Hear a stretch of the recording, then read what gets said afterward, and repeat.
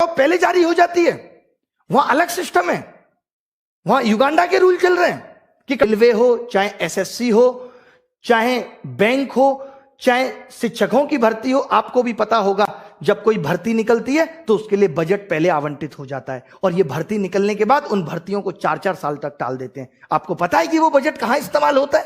कभी सोचा आपने? भर्ती निकलने से पहले बजट आवंटित हो जाता है, उसके बाद जो उतने लोगों की 4 साल में शिक्षक भर्ती मुश्किल से हुई यूपी में, और उसके बाद 28,000 पद आज भी रिक्त हो गए, वहां कट रेट अगर 100 हो गया तो गाड़ी कम यूज करो। ठीक है, कम कर लेंगे यूज। कल को अनाज महंगा हो जाएगा तो क्या एक टाइम का खाना खा लोगे? ये बोल दोगे फिर तो तुम कि एक टाइम का खाना खा लेना? क्या गलत को गलत नहीं कह सकते? युवाओं की जवानी पढ़ते पढ़ते निकल रही है और नौकरी नहीं मिल रही, इस तरीके का सिस्टम हो गया है।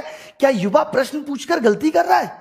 आज बेरोजगारी चरम पर है, और अगर हमने तेज आवाज में ये कह दिया कि रोजगार दो, उसके बावजूद भी कोई मीडिया चैनल इसको दिखाने को तैयार नहीं है, बल्कि हमें गलत ठहराया जा रहा है, हमारी आवाज को दबाने की कोशिश की जा रही है। एक कानून उन मीडिया चैनल्स के लिए भी बना देते जो टाइम पास कर रहे हैं पिछले 4 साल से, जिसको लोकतंत्र का चौथा स्तंभ कहा जाता था। टाइम पास पे कोई कानून नहीं बना, और अब आप कह रहे हो कि जाके अपने अपने क्षेत्रों में काम करो, खेती करें। मान लो खेती कर भी लेंगे तो क्या होगा? किसानों के आंदोलन में बैठे होंगे, और उसके बाद क्या कहा जाएगा? शिक्षित होकर गुनाह कर दिया। क्या गारंटी देते हो कि शिक्षा में भ्रष्टाचार नहीं होगा? दे दो, हम खत्म कर देंगे आंदोलन।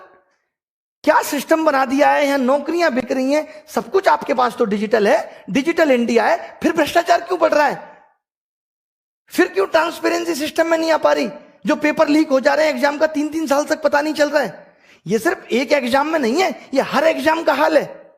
आज अगर युवा रोजगार मांग रहा है तो लोग उसकी काबिलियत पे उंगली उठा रहे हैं। अरे किसने बनाया उसे काबिलियत? किसने दी उसको 10th में 80% और 12th में 90%? मैंने बनाया था ऐसा सिस्टम कि सबके 90% आ जाए।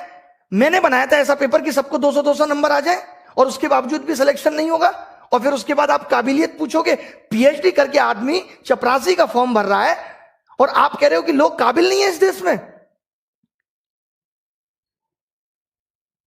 और आप कह रहे हैं कि काम से रोजगार मिलता है, मांगने से नहीं। तो आप भी वोट नहीं मांगते, आप भी ये नहीं कहते कि वोट दो, मोदी सरकार ही आएगी, अब की बार मोदी सरकार। आपने भी तो वोट मांगा था। अब अगर हम